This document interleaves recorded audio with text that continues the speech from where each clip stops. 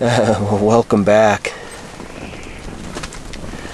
Antelope archery. We've been waiting all winter and summer to get back out here after these antelopes. So, like I said, there's a big group right up here. I don't know what they're going to do. It's opening day.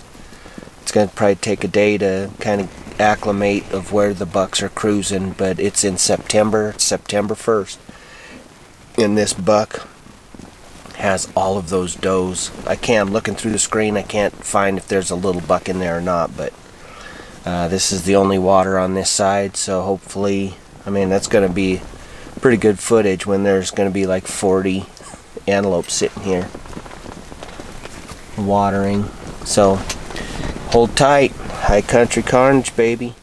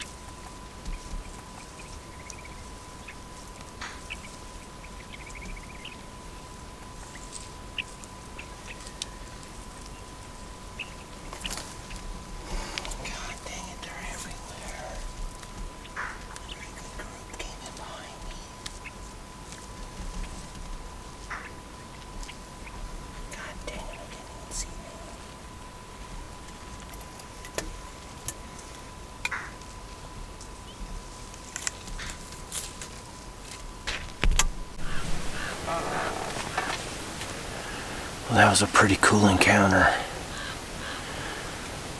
I saw an antelope coming down the hill. I saw a buck on top. And I thought it was the skinny tall one. But it looks like it ended up being the big one just over on this hill. And then I saw something race by me and I was like, what the hell was that? And then I got down and get my bow because the buck was coming. And it was this little antelope fawn, little female fawn. And I had her at 10 yards. You know, it sucks sitting in an antelope blind, but sometimes you get a little, you know, desperate, but I just couldn't do it. The poor thing was smaller than the Montana decoys. You get probably a shoe full of meat off of it, and it's just not worth it. Let them grow. Let them, you know, with the hard winter, let them be baby makers next year and help out the herd. It's not as many antelope as last year. I'm thinking it's probably had to do with some of the winter kill. Seeing a couple big bucks. My son Joey is on the other side of the mountain, and he saw 7 bucks yesterday, and I only saw 2. And this morning I saw 3. Well, so far 3. I got to see one of them that he saw last year also, and but he wouldn't come into the decoys. They're still just not. That switch hasn't turned up for the heat of the rush of the rut. God, normally they come running in, and this one here, he's got so many does, he's like, eh. But if a buck comes in by himself, he chases them off. So if they disappear, whatever, I'm gonna reload. You always have to move your decoys. Don't leave them in the same spots, because they've already looked at it 10 times, but they probably think it's just that guy wants to stand there for a long time. But if they move off and I don't see them, and if they're going to come back for the evening, then I will put just the buck out and see how that reacts for a little more rut action, fighting action. Well, that's my first one I legitimately could have killed, and I didn't, but if I go home without one, I'll be perfectly fine with that.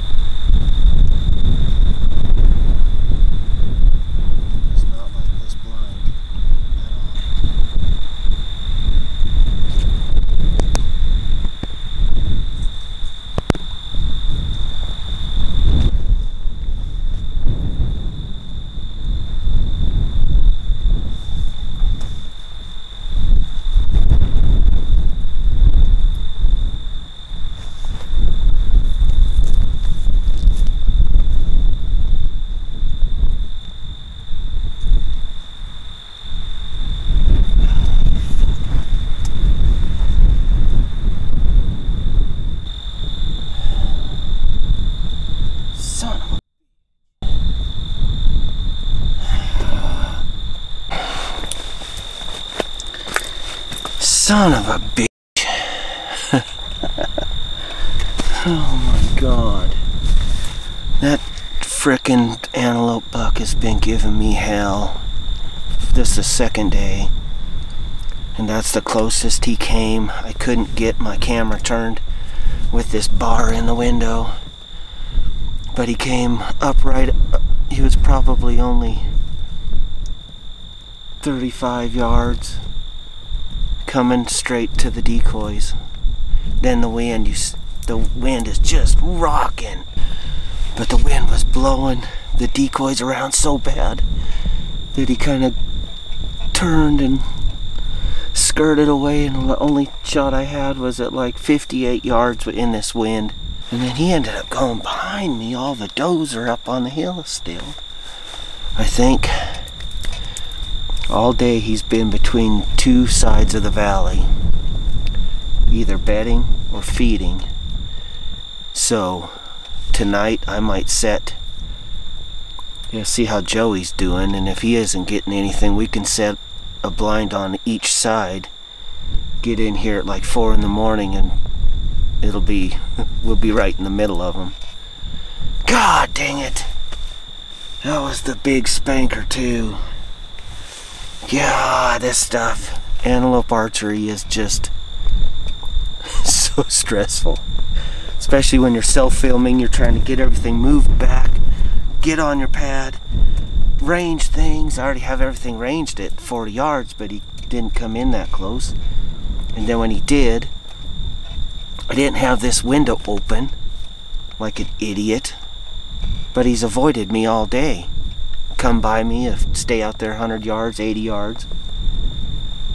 Gosh dang it. Well, I guess 2 days and he's getting closer. And the tall skinny buck is up there on top. He's doing everything he can to take all those does from him, but I don't know what happened, but he went straight to this little water hole over here, just a tiny pocket, green patch. And he went all by himself. So I don't know why it's not what he's been doing for 2 days, but he must not have liked that water. He's going 1.5 miles away to the creek. Oh God, it's fun, it's fun, it's fun, but it's also discouraging and discouraging. I probably could have drew back and had a 2-second pause to release at 35 yards, but hey, we're trying to get the best footage we can get for you. And it's one of the toughest hunts to self-film and get good, get the kill shot. I mean, I wouldn't have got it because of this bar. All day I'm like, hey, I gotta move it, I gotta move it. But guess what I'm gonna be doing as soon as I turn off the camera? I'm moving it to the other side, and I'll have that wide open on the left. God dang it. I'm not giving up. Stay with me, baby. Hang on, I gotta get my lucky arrowhead necklace. When I'm down and out, pray to the obsidian gods. Alright, hopefully I can get on this other one. He's a stud too. Hang tight.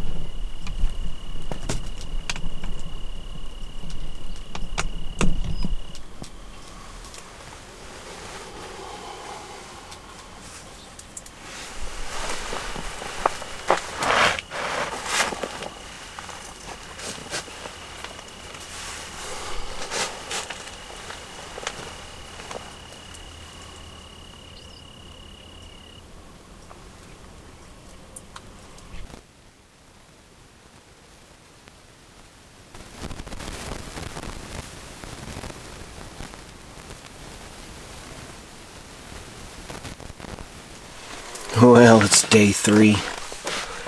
I just got done eating some lunch, and that tall skinny buck. Well, let's go back to the beginning of the morning, or last night. This feeding area, the brush that the antelope were all eating yesterday, they were in and out 5-6 times yesterday, and I had a bow hunter go stalking through 4 of our water holes while we're trying to hunt, and he ended up blowing out every animal in the valley. So I took advantage of that and went down, got my other blind, pulled it off the water hole here because nothing's going into it. The cows are, I mean, it's just full of poop and pee, and they just cringe anyway. So I grabbed it, broke it down, and humped it up to the top of this mountain where they've been, you know, they like the high points like sheep, and where they can see, and they were chasing all day. So I thought, well, I'm gonna put my blind right in the middle of it. So I did. I busted my ass, got it up here, set it all up, got all my gear from one point to the other. And this morning I got in here way before daylight, and then it starts downpouring rain. So, and it was cold. You know, you don't dress, you know, for November and in September, you know. So I was sitting here, and it was cold, and I was sleeping because it was raining. Everything was laid down, nothing was moving. And then when the rain stopped about 10 o'clock this morning, I just leaned forward and looked out, and he was 104 yards. He must have come out of the backside where he got chased out of here with the rest of them. I didn't think I'd see anything actually today, but I did. And then it ended up, I was checking my back window on the top, on the knob, where they were coming over and checking on these does, and sure enough, there's 2 does and 2 fawns. And then he sees them, they hook up, they run around a little bit, and then he pushed them up on this other ridge behind me, about 400 yards, and then he's been dogging them, and the does finally wanted to come over here to feed. They must have been feeding here all day yesterday, so they were used to coming over here and eating. And sure enough, the biggest doe came across, come right below me, and there is cows in here, and there's a bench, and then it goes down to the valley, and they all day were coming in and out of this valley, and he come running. I'm like, okay, here we go. And they were just over, I could see half body, and I could have shot him at 34, 35 yards, but he was coming, so I was like, okay. And then he pushed them over to the left of me, and then here he comes, and he stays just right on the ledge also. Takes a lot of patience to video yourself. If I had my son videoing me, all I had to do was worry about putting a pin on him and shooting him. So it didn't happen, and then he left 2 of his does up on the hill, and so they are like, okay, coast is clear, and here they come. So he comes back, and he's sitting there. Well, there's, you know, 6 or 8 cows just over that ledge feeding, so I couldn't shoot because if I missed or passed through, I wasn't gonna take home a 1,000-pound cow. But I think I did the right thing. I could have shot the doe, but I'm not gonna shoot, just like with the fawn yesterday. I'm not gonna shoot a doe, and I watched the buck fawn milk on her, nurse on it, and then they fed out to, you know, 50, 70, 80 yards, and everything's drying up, or the cows got them. The water hole's destroyed. I wouldn't drink out of it. Day 3, more action. They're being tough. Got a big ass thunder lightning storm coming. It's coming back from this morning, I bet. So I'm deciding if I want to get wet or go back, but I don't want to sit in the truck all day and night. So, alright. Just like always, high country carnage. We're begging for a chance for some carnage for you guys, so hang tight. We got a pretty good story going on.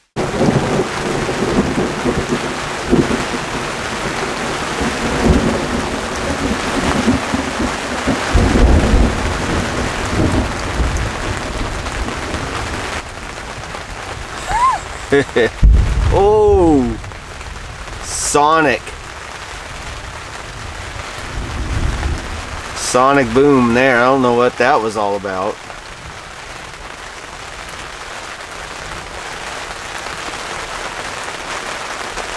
That was a light one. One right before that was really good.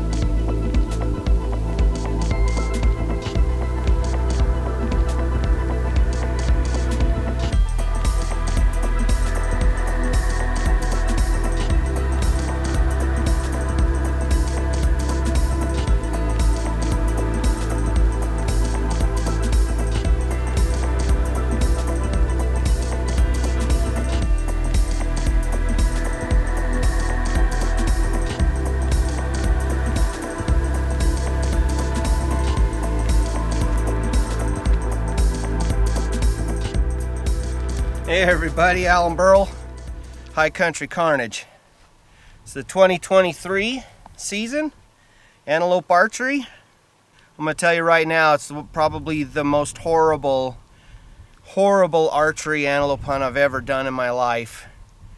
I swear, if it wasn't 40 to 50 mile an hour winds and spitting a little rain on the first day and then a whole bunch of wind, more wind, tore up our tarps and tents and rained and rained and rained. It dumped hard yesterday all day, and today it was socked. It rained until 5:30 this morning when I started up the mountain to get in my blind.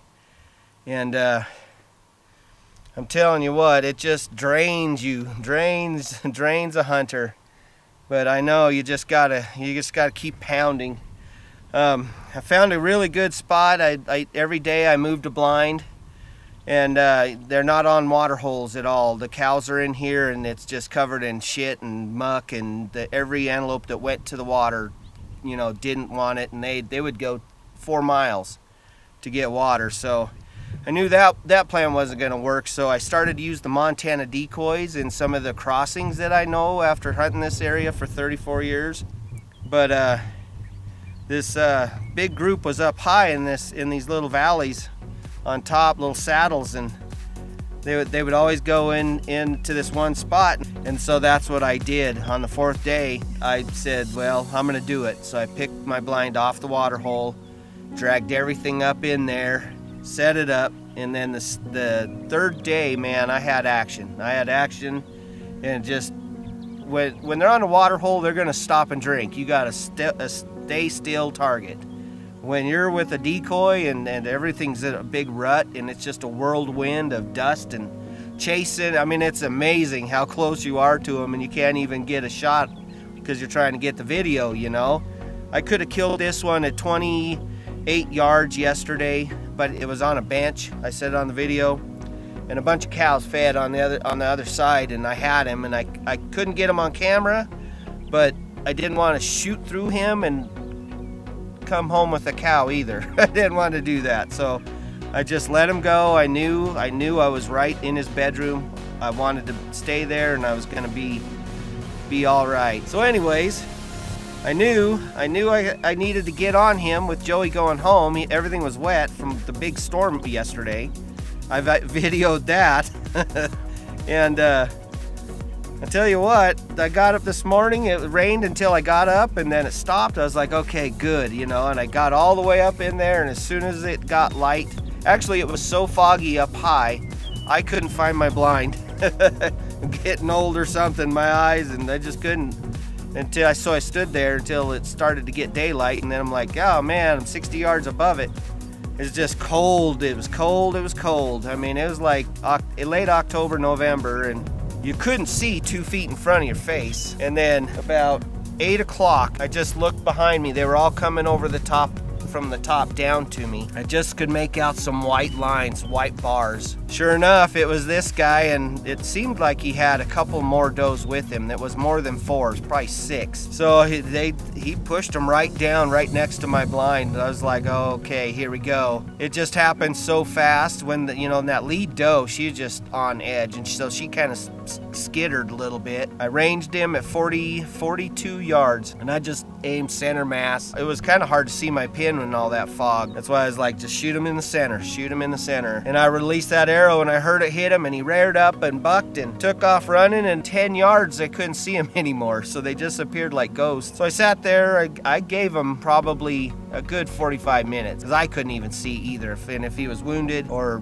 dead, I wouldn't be able to see him because of the fog. So what I did is I just went back up into the blind, and I sat there and I warmed up until I could see the sun coming over the valley, and I was like, okay, another 20 minutes, and then the sun shined. I got out and I followed his tracks, and it rained right after I shot him too. It washed away a bunch of blood. This stuff is so hard to find blood, but it had tracks, and all I did, I got down there and I'm like, oh my God, where is he? Not much blood, and I'm going, what's going on? So I come around the corner, and he's laying right here in this side hill, and all I needed to do was go another 20 yards just around the ridge, and he was laying right here, and he was perfectly fine. I let him lay for an hour, and it was cold enough. He's not spoiled. I mean, it's probably 54 degrees right now, even with the sun shining. But anyways, that's 2023 archery antelope hunt for me here with High Country Carnage. I wish my son was here, and he goes, you're gonna kill that buck, Dad, you're gonna kill that buck. And I said, well, I've gotten enough chances, eventually his luck's gonna run out, and sure did. So I'm excited. It's a good start for the 2023 season for High Country Carnage. Stay with us, subscribe, follow, and just enjoy our hunts. That's all we ask. Enjoy it. Public land hunting out west. Woo! Yeah! Hell yeah!